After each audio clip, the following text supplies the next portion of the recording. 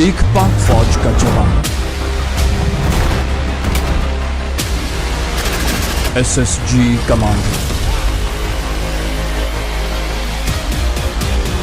एक बाजीगर की हंगामा खेज दास्तान।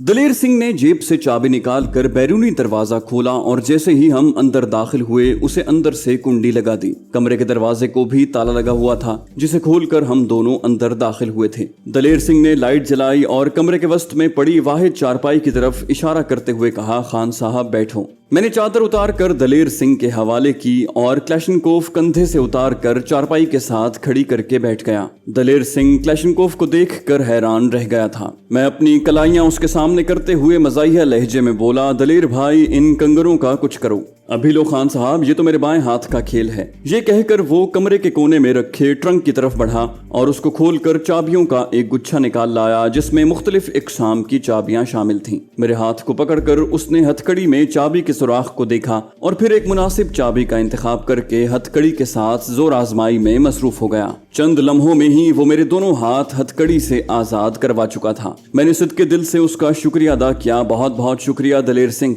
कोई बात नहीं कहकर वो चाबियां वापस रखने के लिए ट्रंक की तरफ बढ़ गया। जैसे ही वो चाबियां रख कर मुड़ा, मैंने रकम उसकी तरफ बढ़ाकर कहा, इसे मुआहदे के मुताबिक तकसीम कर दो। उसने लिफाफा खोल कर रकम निकाली और कुछ रकम गिन कर मेरे हवाले कर दी, जबकि बकियां उस बक्स में रख दी। मैंने भी बगैर गिने वो रकम जैकेट की अंदरूनी जेब में डाल ली। आप क्या खाना पसंद करेंगे? रकम बक्स में रख कर वो मुझसे मुखातिब हुआ। मैंने कहा, सिर्फ चाय और अगर हो सके तो उसके बाद थोड़ी देर आराम करने को मैं तरजीह दूंगा। वो जमाई लेता हुआ बोला, हाँ नींद तो मुझे भी आ रही है। बहरहाल आप बैठे, मैं चाय लेकर आता हूँ। उसके कमरे से निकलते ही तकिया सर के नीचे रख कर मैं मुस्तकबिल के बारे में सोचने लगा। दलेर सिंह एक सड़क छाप गुंडा था और इस किस्म के गुंडों में ज़र्फ बहुत कम होता है। हो सकता था कि मुझे गिरफ्तार करवाने के लिए किसी इनाम वगैरह का ऐलान कर दिया जाता। ऐसी सूरत में मुझे हवाला पुलिस करने वाला सबसे पहला शख्स यही दलेर सिंह हो सकता था, लेकिन उस पर एतबार न होते हुए भी मैं उसके साथ रहने पर मजबूर था। किसी भी मुजरिम टोले से रवाबित उस्तवार करने के लिए मुझे दलेर सिंह के वास्ते की जरूरत थी। उसके बगैर भी ये राब्ता हो सकता था, लेकिन इस तरह टाइम ज्यादा जाया होता और इन हालात में मैं वक्त जाया करने का मुतहम्मिल नहीं हो सकता था। मैं इन्हीं सोचों में गलताओं पेचा लेटा था कि दलेर सिंह चाय लेकर कमरे में दाखिल हुआ। उसने मेरी बंद आंखों को देखकर आवाज दी, सो गए क्या? मैं जल्दी से उठता हुआ बोला, नहीं तो। वो मेरे सामने ट्रे रखता हुआ बोला, चलो फिर चाय पियो। ट्रे में चाय के साथ कुछ खाने पीने के लवाजमात भी रखे हुए थे। मैं भी बेतकल्लुफ नाश्ते को जुड़ गया था। नाश्ते से फारिग होकर हम दोनों आराम करने को लेट गए थे। दलेर सिंह ने अपने लिए एक गद्दा फर्श पर बिछा लिया था। मैंने रजाई ओढ़ी और सोने की कोशिश में मसरूफ हो गया, लेकिन थकन के बावजूद मुझे जल्दी नींद ना आ सकी और मैं काफी देर अपने मौजूदा और आने वाले हालात के मुतालिक सोचता रहा। लेकिन कब तक? आखिर नींद की देवी मुझ पर मेहरबान हुई और मैं सो गया। मैं पता नहीं कितनी देर और सोता, लेकिन अचानक एक नामानूस सी आवाज मेरे कानों में पड़ी और मैं जाग उठा। जागते ही मेरी हिस्सियात बेदार हो गईं। एक कमांडो और आम आदमी की नींद में बुनियादी फर्क यही होता है कि कमांडो एक आंख खोल कर सोता है और माहौल में हल्की सी बेकायदगी से भी जाग जाता है। इसी तरह जागते ही एक कमांडो का जहन न सिर्फ माहौल का इदराक कर लेता है बल्कि अपने दिफा के बारे में भी मुस्तैद हो जाता है। उस वक्त भी मैंने बरवक्त फैसला किया और चारपाई से उतरकर दरवाजे की जानिब बढ़ा, लेकिन अभी दरवाजे से चंद कदम दूर ही था कि दरवाजा एक झटके से खुला। आने वाले तादाद में 3 नजर आ रहे थे और तीनों पिस्तौलों से मुसल्ला थे। मेरी गन चारपाई के नीचे थी। ले दे के एक नीलम वाला छोटा सा पिस्तौल ही रह जाता था जो मैंने कमीज के अंदर छुपाया हुआ था। अगर मैं गन की तरफ बढ़ता तो वो मुझे गन तक पहुंचने से पहले आसानी से शूट कर सकते थे। कमरे में मलगजा अंधेरा छाया हुआ था जबकि वो तीनों रोशनी से आ रहे थे। मैंने बिजली किसी तेजी से नन्ना सा पिस्तौल निकाला।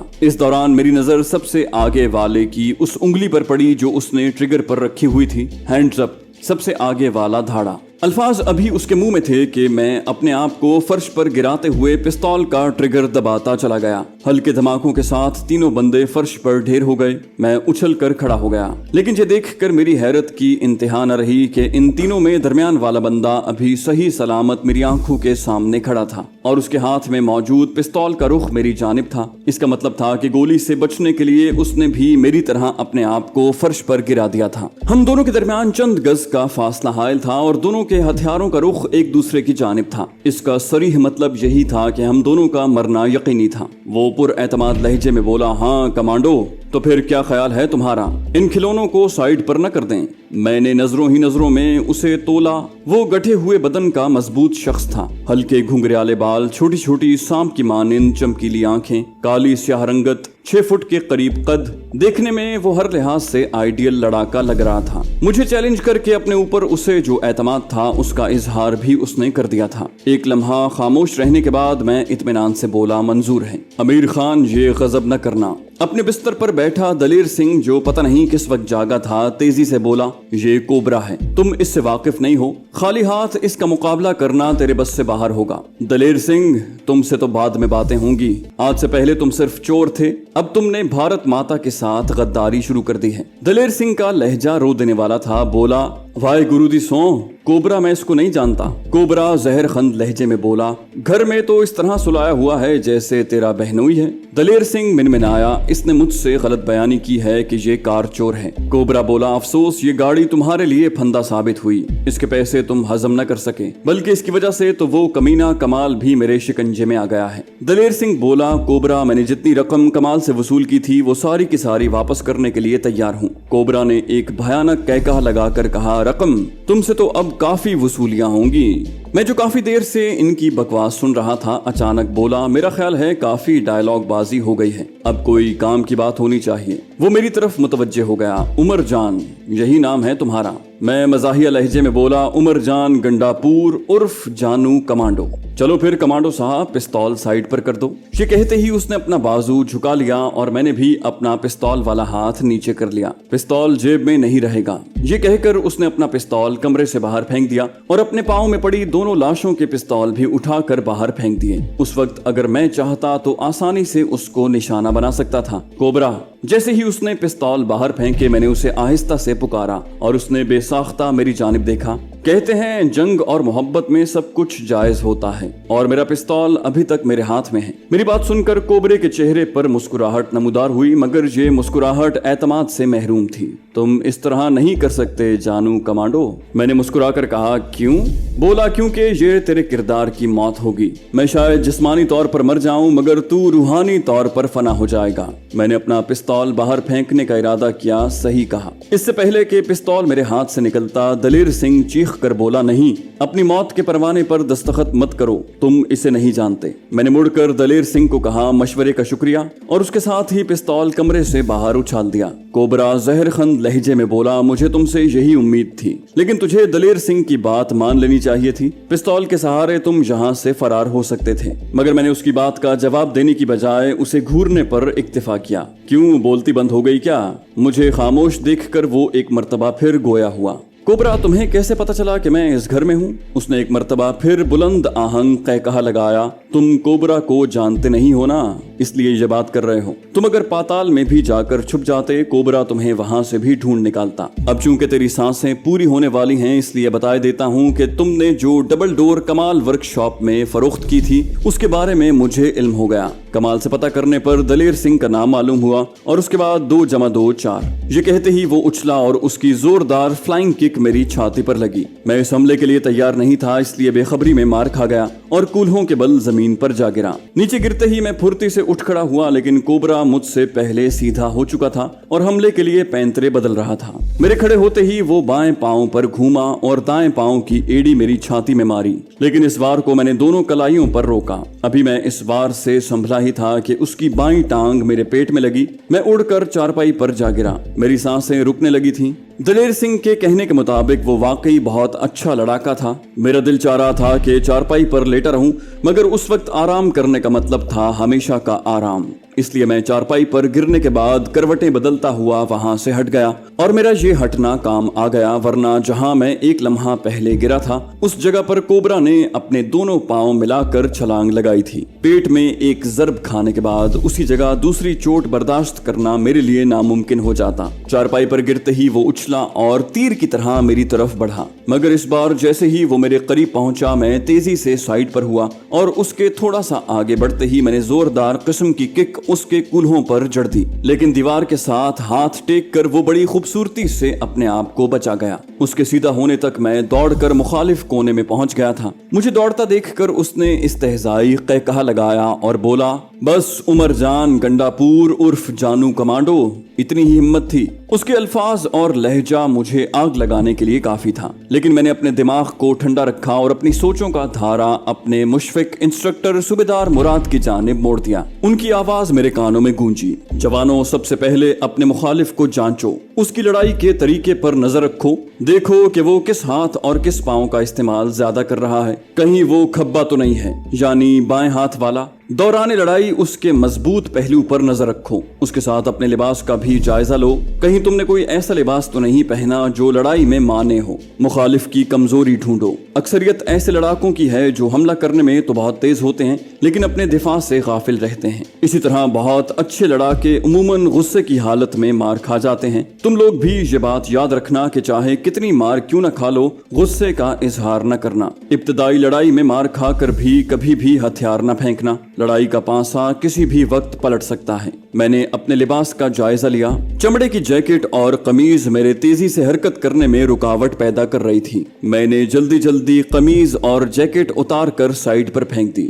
تم اگر شلوار بھی اتار دو تب بھی مجھ سے نہیں بچ سکتے، کوبرے نے مجھ پر چوٹ کرتے ہوئے کہا، لیکن میری باڈی دیکھ کر اس کی آنکھوں میں جو مروبیت کی لہر اٹھی تھی وہ مجھ سے چھپ نہیں سکتی تھی۔ میں ترکی بترکی بولا، وہ میں نیلم کے سامنے اتاروں گا، اور میرا تکا نشانے پر لگا کیونکہ نیلم کا نام سنتے ہی اس کے چہرے پر چھائی استہزائیہ ہنسی غیظ و غضب میں بدل گئی تھی۔ تیری تو، اس نے گالیاں بکتے ہوئے مجھ پر چھلانگ لگائی، مگر اس مرتبہ میں تیار تھا۔ اس کے نیچے گرنے سے پہلے میں اپنی جگہ چھوڑ چکا تھا۔ نیچے گرتے ہی وہ سرعت سے پلٹا، مگر میں اس وقت اپنے دائیں پاؤں پر گھوما اور بائیں پاؤں کی ایڑی تیر سے نکلے ہوئے کمان کی طرح اس کی چھاتی میں لگی اور وہ پشت کے بل نیچے گر پڑا۔ اس کے ساتھ ہی میں وحشیانہ انداز میں اس پر پل پڑا۔ وہ بھی کچھ کم نہیں تھا۔ ہم کافی دیر ایک دوسرے کو رگیدتے رہے۔ عملی زندگی میں قدم رکھنے کے بعد یہ پہلا موقع تھا کہ مجھے کوئی اس طرح اینٹ کا جواب پتھر سے دے رہا تھا۔ ہم دونوں کے سانس دھونکنے کی طرح چل رہے تھے، لیکن ہم میں کوئی بھی ہار ماننے کو تیار نہیں تھا۔ اور پھر کوبرے کی بدقسمتی کہ میری کک سے بچنے کے لیے اس نے اچھل کر پیچھے ہونا چاہا، مگر پیچھے دیوار ہونے کی وجہ سے وہ دیوار کے ساتھ بڑی زور سے ٹکرایا۔ اس ٹکر کا بدلہ لینے کے لیے وہ سر جھکا کر مجھے ٹکر مارنے کے لیے دوڑا، لیکن میں تھوڑا سا دائیں سائڈ پر ہوا اور اگلے ہی لمحے اس کی مضبوط گردن میرے بائیں بازو کے شکنجے میں پھنسی ہوئی تھی۔ میں نے نفرت کے ساتھ اس کی گردن کو جھٹکا دیا اور کٹاک کی آواز کے ساتھ ہی وہ میرے بازو میں جھول گیا۔ اسے فرش پر پھینک کر میں اپنی پھولی سانسوں پر قابو پانے لگا۔ یہی موقع اگر اسے ملتا تو شاید وہ مجھے مارنے کی بجائے بے ہوش کرنے پر اکتفا کرتا، کیونکہ اس نے مجھے گرفتار کرنا تھا۔ دلیر سنگھ جو ہماری فائٹ کے دوران دروازے پر جا کر کھڑا ہو گیا تھا، کوبرے کی ہلاکت کے ساتھ ہی بھاگ کر مجھ سے لپٹ گیا اور میرے بازوؤں پر بوسہ دیتا ہوا بولا، مان گیا ہوں جانو صاحب، تم ایک عظیم فائٹر ہو۔ لیکن میں نے اس کی بات کا جواب دینے کی بجائے اسے خود سے علیحدہ کیا اور خاموشی سے چارپائی پر جا کر بیٹھ گیا۔ دلیر سنگھ عقیدت کے ساتھ مجھ سے مخاطب ہوا، پانی لے آؤں؟ میں نے کہا، پانی کو چھوڑو، میرے لیے لباس اور جوتوں کا بندوبست کرو، ہم نے یہاں سے فی الفور نکلنا ہے۔ دلیر سنگھ مستعدی سے بولا، آپ چند منٹ انتظار کریں، میں یہ گیا اور یہ آیا، البتہ اپنے پاؤں کا ناپ بتا دیجیے۔ میں مختصراً بولا، 10 نمبر، اور دلیر سنگھ سر ہلاتا ہوا گھر سے نکلتا چلا گیا۔ اس کے جاتے ہی میں نے تینوں لاشوں کی جامع تلاشی لی، مگر کوئی کام کی چیز نہ پا سکا۔ نقدی کے علاوہ سارا سامان میں نے ان کی جیبوں میں واپس ڈال دیا، اور نقدی اپنے پاس رکھنے کا مقصد بھی کوئی روپے پیسے کا لالچ نہیں تھا، بلکہ دشمن ملک میں میرا سب سے بڑا مددگار یہی پیسہ ہو سکتا تھا۔ नीलम और कोबरे के पिस्तौल मैंने अपनी जेब में डाल लिए थे।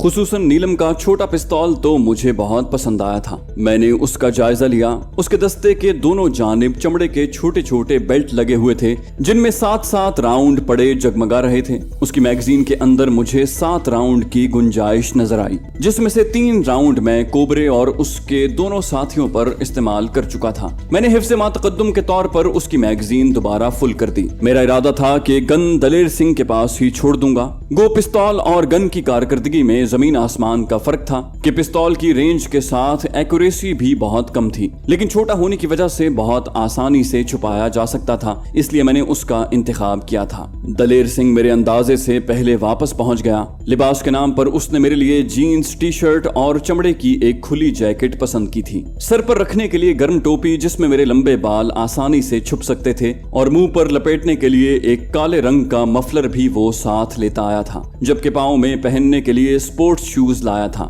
ये तमाम चीजें मुझे अपनी शनाख्त छुपाने में मदद दे सकती थी। मैंने दिल खोलकर उसके इंतखाब की दाद दी, जिसे सुनकर दलेर सिंह के चेहरे पर बशाशत छा गई थी। दलेर सिंह, मैंने कोबरे की जेब में गाड़ी की चाबी देखी है। गाड़ी इन्होंने कहीं करीब ही पार्क की होगी। तुम गाड़ी अंदर ले आओ कि इन लाशों को गायब करें, वरना बाद में तुम्हारे लिए प्रॉब्लम बनेगी। उस वक्त तक मैं लिबास बदल लूंगा। और दलेर सिंह सर हिलाता हुआ कोबरे की तरफ बढ़ गया। और हाँ, अचानक एक ख्याल के तहत मैंने दोबारा दलेर सिंह को आवाज दी, ध्यान रखना गाड़ी में उनका कोई बंदा मौजूद ना हो। दलेर सिंह कोबरे की लाश से चाबी निकालते हुए बोला, बेफिक्र रहो, मैं ख्याल रखूंगा। और मैं कपड़े उठाकर बाथरूम की समत बढ़ गया, जिसके बारे में मैंने दलेर सिंह से पहले से मालूमात हासिल कर ली थी। पानी ठंडा था, लेकिन उससे लुत्फानंदोज हुए बिना न रह सका। काफी अरसे के बाद मुझे नहाने का मौका मिला था। साबुन सर और बदन पर इतनी मर्तबा रगड़ा कि उसकी टिक्कियां मेरे हाथों में खत्म होकर रह गई। जब मैं बाहर निकला तो बिल्कुल फ्रेश था। दलेर सिंह लाशों को कार में मुंतकिल कर चुका था।